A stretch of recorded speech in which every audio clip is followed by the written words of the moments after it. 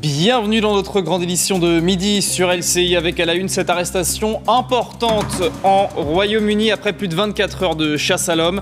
Sous alerte maximum, le pays traque le ou les responsables de l'attaque du métro londonien revendiquée par Daesh. Hier, 29 blessés au total. Nous ferons le point en direct avec notre envoyé spécial François-Xavier Leménage dès le début de ce journal et nous serons en plateau avec Driss Ait Youssef, spécialiste des questions de sécurité. Un président tout-terrain au rendez-vous du patrimoine ce midi. Il est au château de Monte Cristo pour les journées européennes, aux côtés d'élèves de CM2 et d'un tout nouveau chargé de mission sur le patrimoine, Stéphane Bern. On retrouvera Marie Chantret sur place. Et puis une fête de l'UMA de combat. Pierre Laurent veut faire du week-end le plus grand rassemblement anti-Macron avant une semaine sociale encore mouvementée. Des routiers lundi au rassemblement de Jean-Luc Mélenchon samedi. Le leader de l'opposition de gauche, pourtant grand absent du rendez-vous de la Courneuve. Nous serons sur place avec Bastien Auger dans ce journal. Un jeune homme de 18 ans, donc arrêté dans la région de Douvres. Première avancée de taille annoncée il y a quelques minutes seulement par la police britannique après plus de 24 heures de traque. Nous allons retrouver tout de suite notre envoyé spécial à Londres, François-Xavier Ménage. Vous êtes devant cette station de métro, mais c'est dans le sud-ouest de l'île qu'on annonce cette arrestation.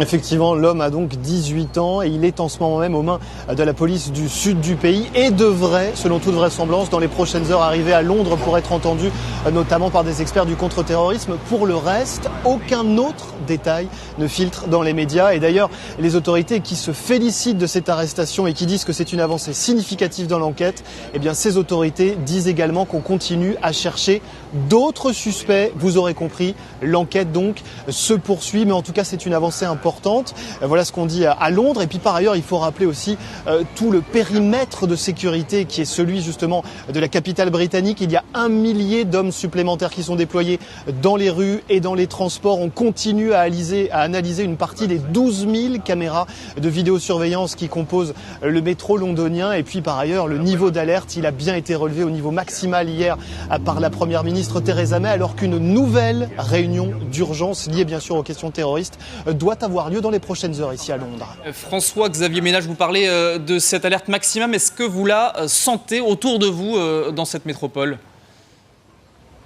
Alors précisément, bien sûr, autour de cette station, c'est évident, avec des patrouilles de policiers qui avaient lieu tout à l'heure, même si pour autant, il faut aussi être tout à fait clair, il y a un retour à la normale qui a été ici très clair, parce que le métro ici même a redémarré ce matin, parce que les usagers justement des transports en public à qui on a posé la question nous répondent tous, on va continuer à vivre normalement, mais pour autant, rappelons le contexte des attaques dans le métro, il y en a eu en 2005 et ça ravive bien entendu une certaine frayeur ou du moins des angoisses chez certains Londoniens. Et puis, ces 6 derniers mois, il y a eu 5 attaques terroristes et tout cela est évidemment présent dans la tête des Britanniques qui, en tout cas, pour l'écrasante majorité, veulent savoir comment les choses vont avancer. C'est la raison pour laquelle il y a autant de médias présents ici ce matin et c'est surtout la raison pour laquelle les autorités disent qu'au plus vite, on devrait avancer dans l'enquête. Les autorités qui restent toujours très discrètes dans leurs enquêtes, on l'a vu lors des précédentes attaques également.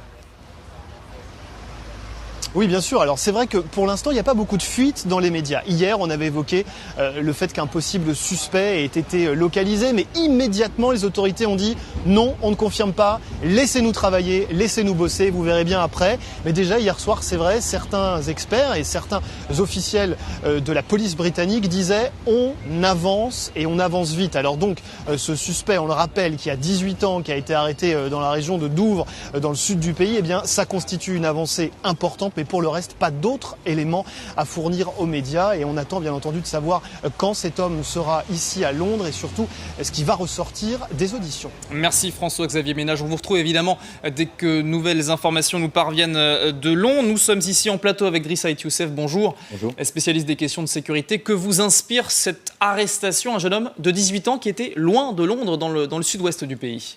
Oui, alors d'abord, c'est une arrestation, ou en tout cas un dénouement plutôt heureux, parce qu'on avait tous un peu à l'esprit qu'il y aurait peut-être une réitération, en tout cas dans la commission d'Alassanta, puisqu'on a l'habitude de voir des individus qui sont plutôt des kamikazes plutôt que des organisateurs.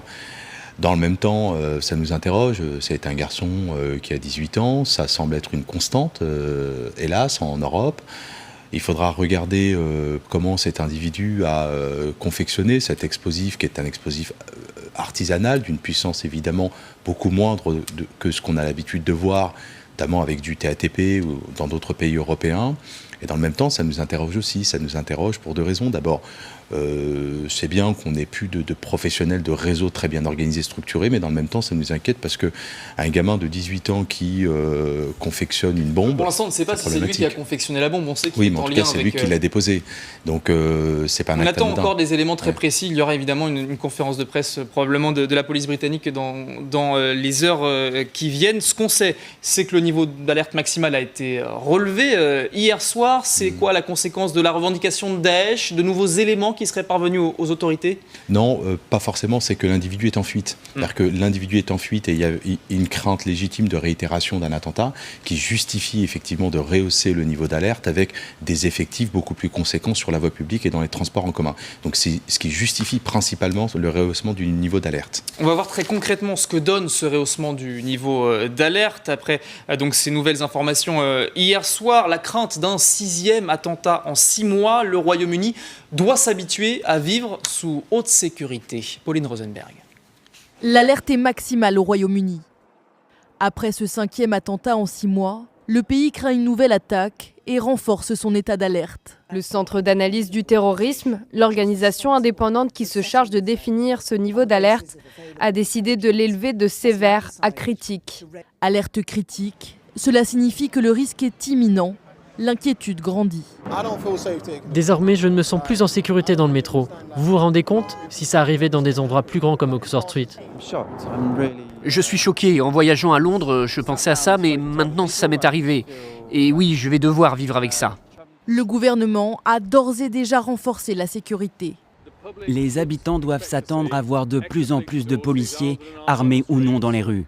Plus de contrôles et de fouilles, ainsi que les moyens des services antiterroristes et éventuellement plus de barrages filtrants sur les routes. J'ai également demandé au gouvernement la permission d'avoir recours aux militaires pour renforcer nos effectifs, ce qui permet d'avoir des dizaines d'hommes supplémentaires déployés dans tout le pays pour assurer la sécurité. Au total, 1000 policiers sont redéployés à travers le pays. Priorité dans les transports publics et dans les rues.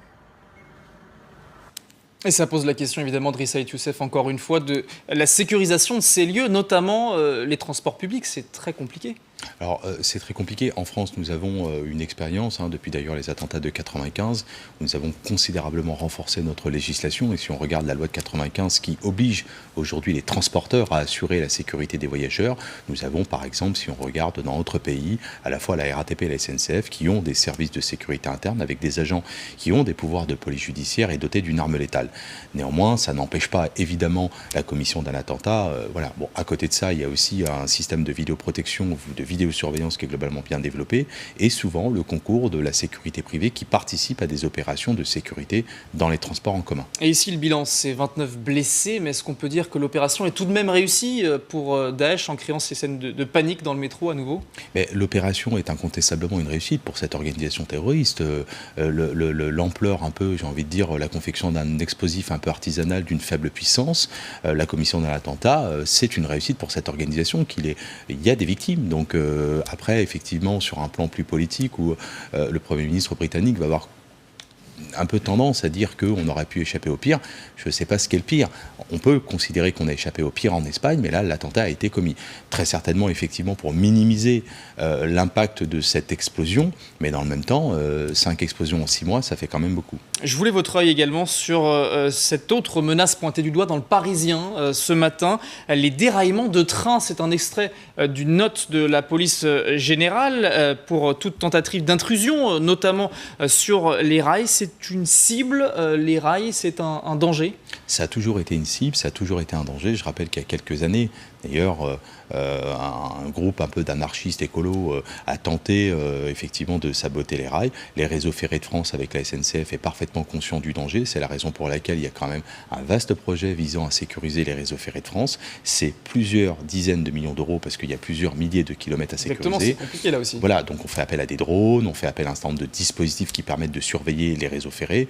Et dans le même temps, on n'est pas à l'abri d'une menace. Il y a aussi une menace cyber parce qu'aujourd'hui les réseaux sont aussi gérés de manière électronique électronique et donc il faut aussi sécuriser l'ensemble des infrastructures.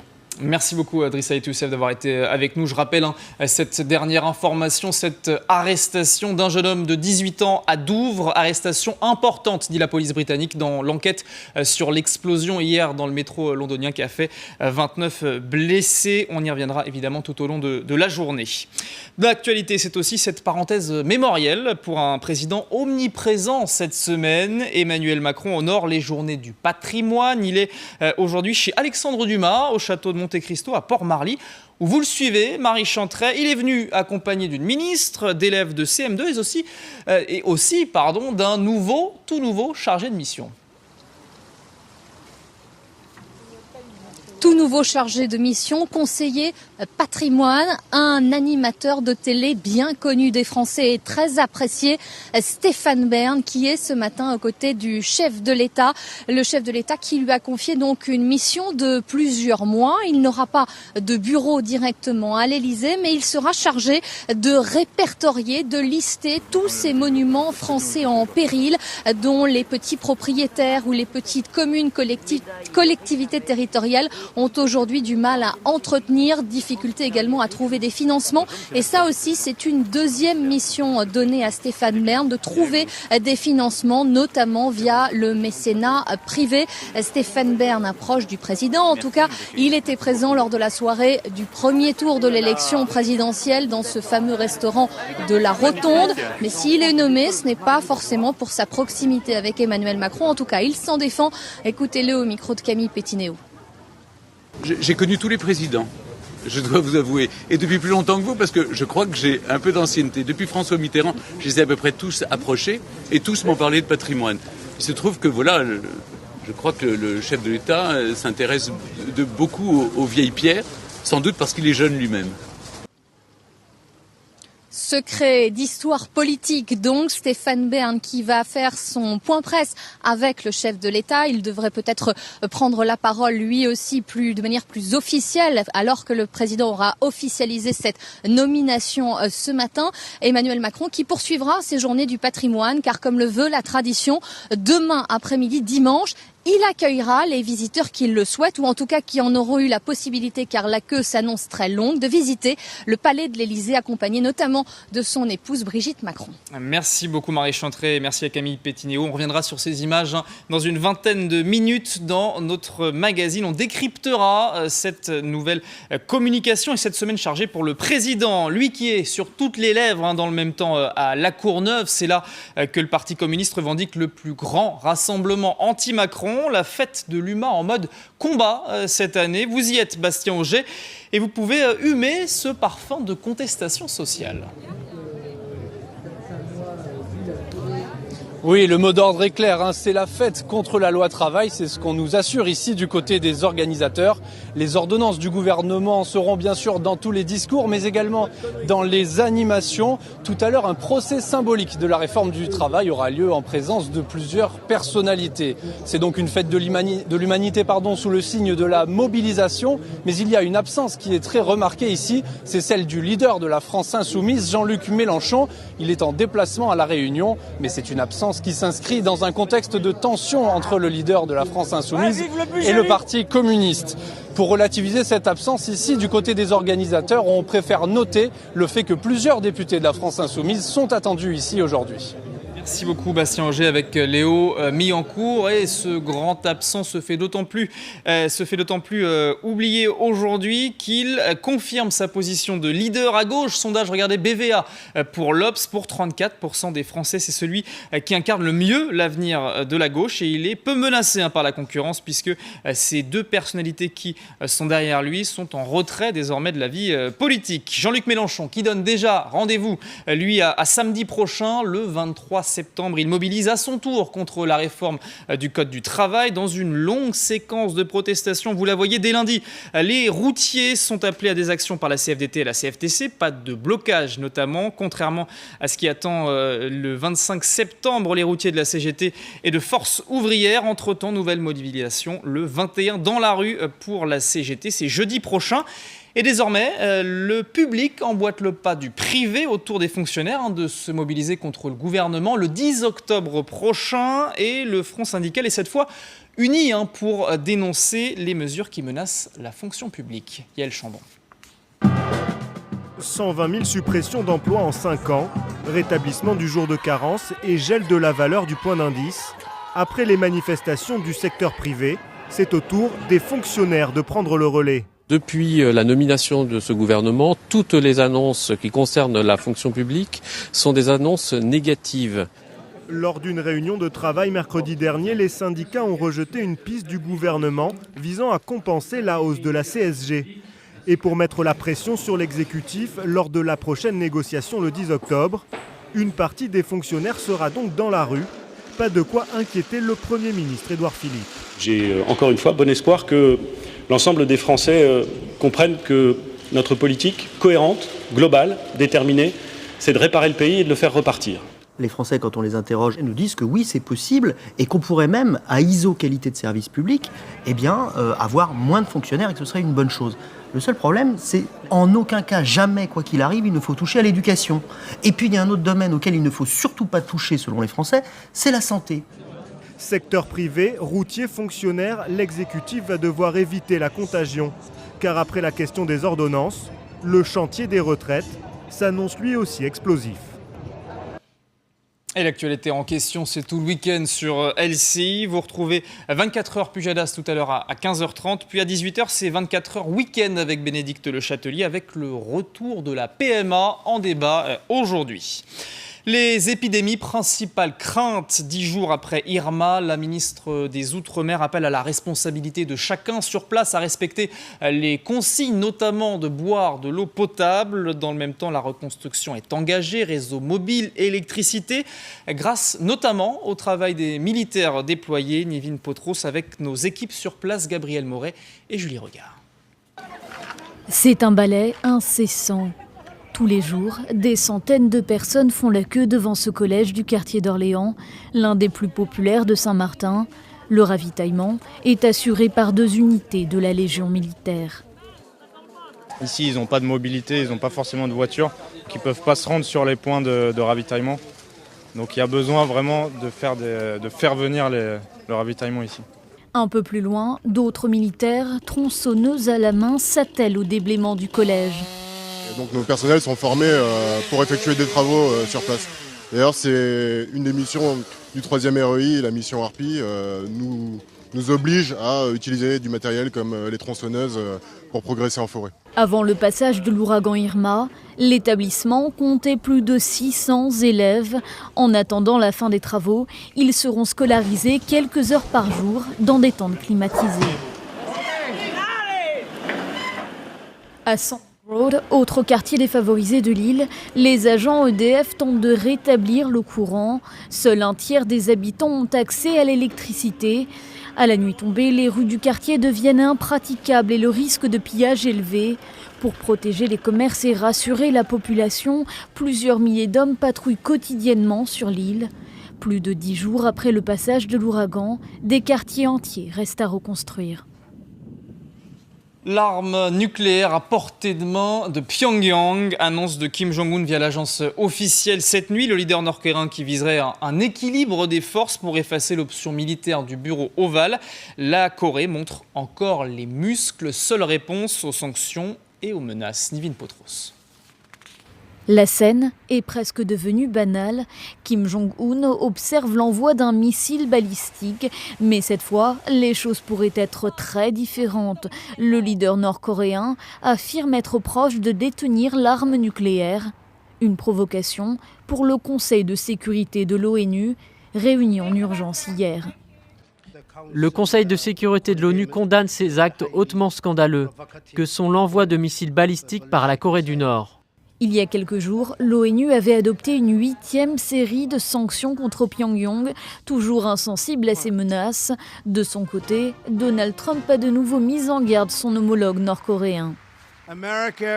Les États-Unis et leurs alliés ne seront jamais intimidés par d'autres pays, y compris par le régime nord-coréen, qui une fois de plus a montré son mépris pour ses voisins et la communauté internationale. Après avoir passé en revue nos effectifs aujourd'hui, je suis certain que nos options militaires sont à la fois efficaces et écrasantes. Une assemblée générale de l'ONU doit se tenir mardi à New York, en présence notamment d'Emmanuel Macron. La menace coréenne pourrait être au cœur des discussions. Et c'est la fin de cette édition. Je vous en rappelle la principale information, cette arrestation importante annoncée par la police britannique il y a maintenant une trentaine de minutes. Un jeune homme de 18 ans arrêté à Douvres pour des faits de terrorisme, donc au lendemain de l'attaque à cette station de métro au cœur de Londres, Parsons Green. Une explosion qui a fait 29 blessés au total. La menace reste au niveau maximum, c'est ce que confirment les autorités dans le même temps. Elle continue les investigations pour trouver d'autres responsables derrière cette attaque revendiquée par Daesh.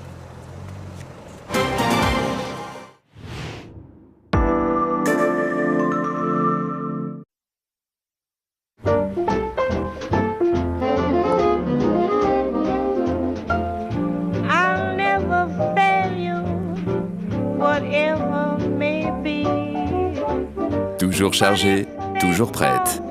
La technologie hybride Lexus a déjà séduit plus d'1 million de personnes dans le monde. Vous aussi, vivez l'expérience Lexus. Et découvrez le NX300H hybride à partir de 399 € par mois.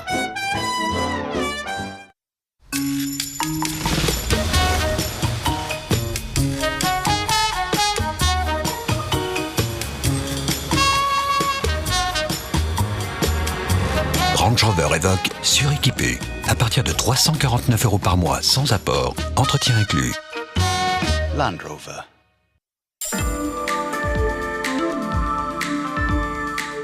I gotta get out of here.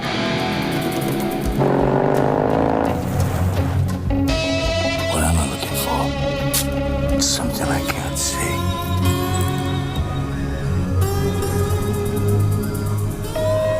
Sauvage. La performance, vous la ressentez à chaque instant, quelle que soit la route, quelles que soient les conditions. Découvrez notre premier SUV dédié à la performance, Jaguar F-Pace Limited suréquipé. À partir de 590 € par mois sans apport, entretien inclus.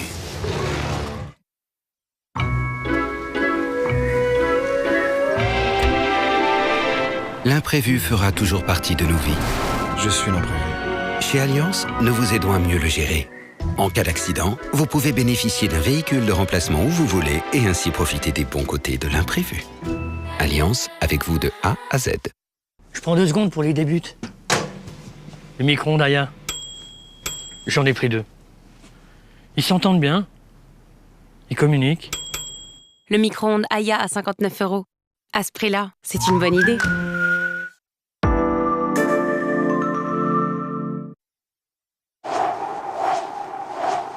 La météo, avec les assurances attentives CIC. CIC, construisons dans un monde qui bouge.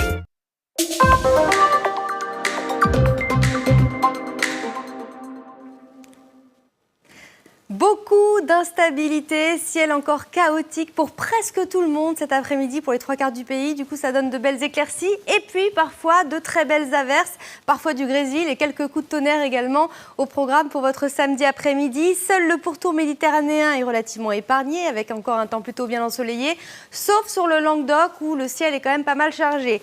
La neige sur les Alpes et également sur les Pyrénées à partir de 1800 mètres d'altitude et du vent sur la Corse notamment jusqu'à 70 km/h en rafale.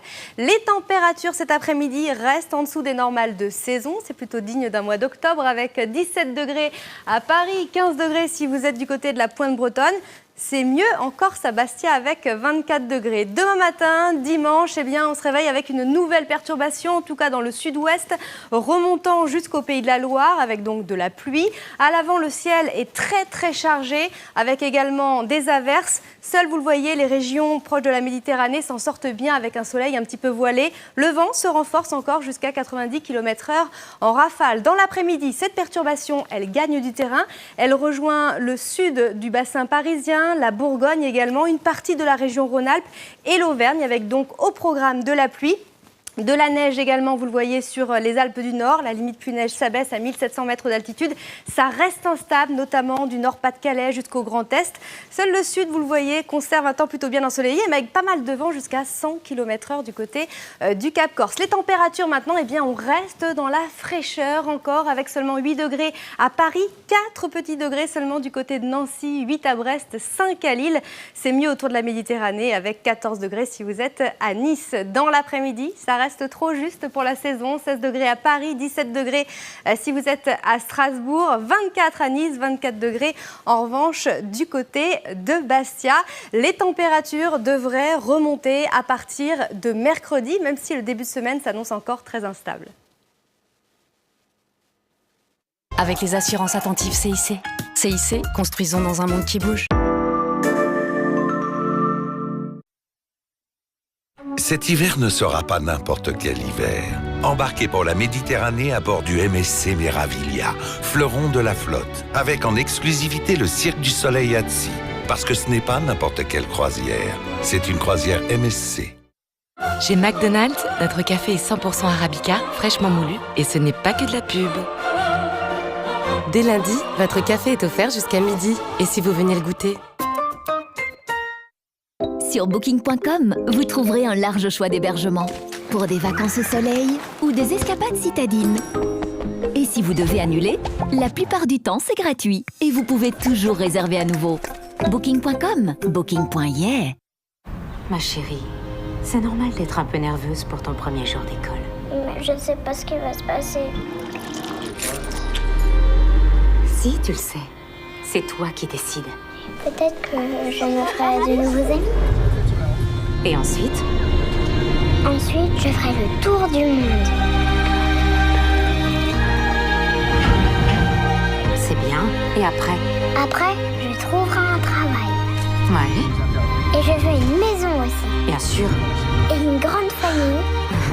Et même une petite fille. Ça me paraît bien. Quoi d'autre? Et ensuite, je pourrai...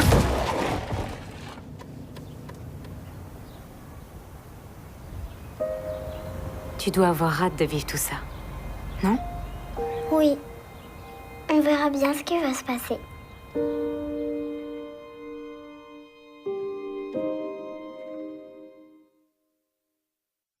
Une estimation en 2 minutes pour mon assurance auto. Impossible, bien sûr. Vous simulez. Mais encore.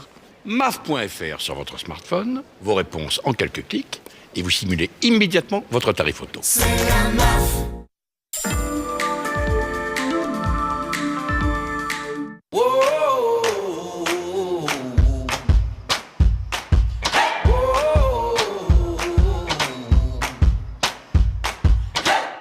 Découvrez Lindt Sensation Fruits. La rencontre irrésistible du plus fin des chocolats Lindt et de grenade, de myrtille, de framboise. Le bon goût des fruits et du chocolat réunis.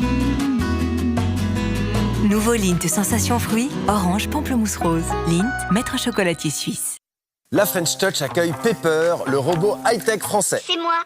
Tout aussi technologique. Mégane, 5 modes de conduite. Merci, un peu de sport ça te fera du bien. T'es tout pâle? Très drôle. Signature lumineuse LED. Moi, je la trouve très jolie.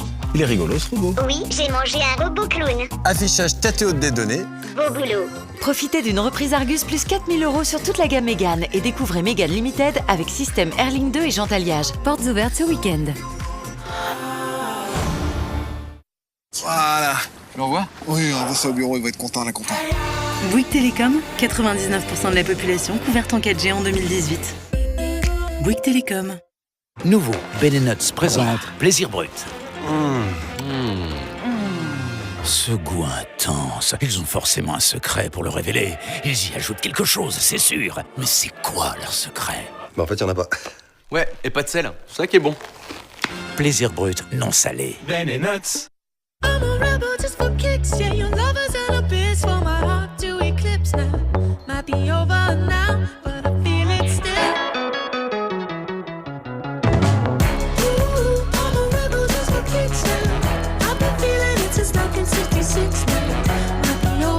Passez en mode fun. En ce moment, la Toyota Aygo série limitée X-Red avec climatisation est à partir de 79 € par mois seulement. Entretien inclus. Portes ouvertes ce week-end.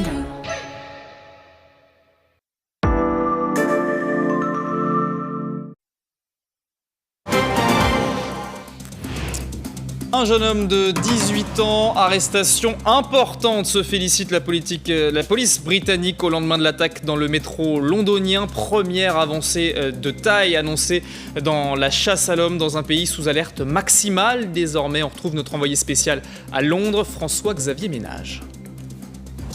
Effectivement, l'homme a donc 18 ans et il est en ce moment même aux mains de la police du sud du pays et devrait, selon toute vraisemblance, dans les prochaines heures arriver à Londres pour être entendu notamment par des experts du contre-terrorisme. Pour le reste, aucun autre détail ne filtre dans les médias. Et d'ailleurs, les autorités qui se félicitent de cette arrestation et qui disent que c'est une avancée significative dans l'enquête, eh bien ces autorités disent également qu'on continue à chercher d'autres suspects. Vous aurez compris, l'enquête donc se poursuit, mais en tout cas c'est une avancée importante. Voilà ce qu'on dit à Londres. Et puis par ailleurs, il faut rappeler aussi tout le périmètre de sécurité qui est celui justement de la capitale britannique. Il y a 1 millier d'hommes supplémentaires qui sont déployés dans les rues et dans les transports. On continue à analyser une partie des 12 000 caméras de vidéosurveillance qui composent le métro londonien. Et puis par ailleurs, le niveau d'alerte, il a bien été relevé au niveau maximal hier par la Première ministre Theresa May, alors qu'une nouvelle réunion d'urgence liée bien sûr aux questions terroristes doit avoir lieu dans les prochaines heures ici à Londres. Un président tout-terrain au rendez-vous du patrimoine ce midi. Emmanuel Macron est au château de Monte Cristo pour ses journées du patrimoine aux côtés d'élèves de CM2, de la ministre de la Culture et d'un tout nouveau chargé de mission sur le patrimoine, Stéphane Bern.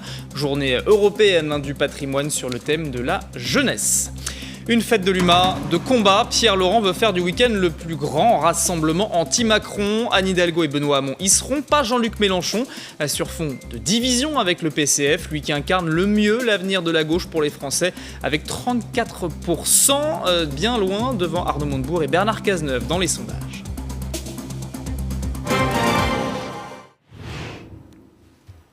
Notre magazine au cœur de l'actualité désormais, avant d'évoquer la communication et l'action du président ces derniers jours et surtout dans les jours à venir, comment transformer l'essai. On va s'intéresser à cette actualité brûlante, celle qui nous vient de la Grande-Bretagne avec cette annonce, l'annonce d'une arrestation importante à Douvres dans le cadre de l'enquête sur cette explosion à Londres hier. Et nous sommes avec Driss Saïd Youssef. Rebonjour Driss, vous êtes donc spécialiste en sécurité. Cette annonce, ce profil d'un jeune homme de 18 ans, qu'est-ce que ça peut apporter comme précision sur ce qui s'est passé hier dans le métro ?